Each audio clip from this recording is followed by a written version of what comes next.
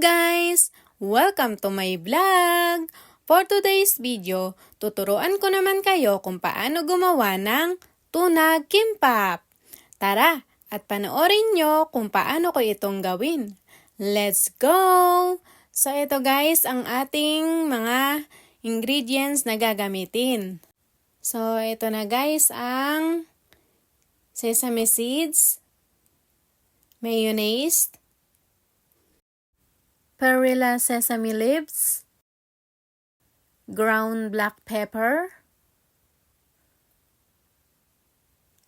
lemon juice, roasted seaweeds for kimbap, carrots, rice, 3 eggs, then 2 cans of tuna, imitation crab, pickled radish, 1 tablespoon of sesame oil, half teaspoon of salt. So guys, binati ko na pala itong 3 itlog. Prituhin lang natin guys. Binudburan ko nga pala ng ground black pepper guys. Pandagdag aroma sa ating itlog. Then isunod natin itong carrots. Fry natin siya sa sesame oil. Then ang imitation crab. So ayan na guys. Slice natin lang siya ng pahaba. Para mahulma sa ating gagawin na kimbap. So, eto na guys, natapos ko na. So, ngayon guys, lagyan natin ng pampalasa ang ating tuna.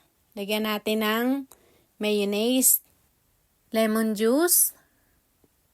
Then, haluin lang natin maigi guys. And isusunod natin i-prepare ang ating kanin. Lagyan natin ng 1 tablespoon of sesame oil, 1 teaspoon ng salt, then sesame seeds. Gumamit pala ako ng plastic gloves guys. Haluin lang maigi, then ibabalot na natin siya dito sa roasted seaweeds. So ayan, unahin natin ilagay ang kanin. Then ang tuna, dahan-dahan lang guys.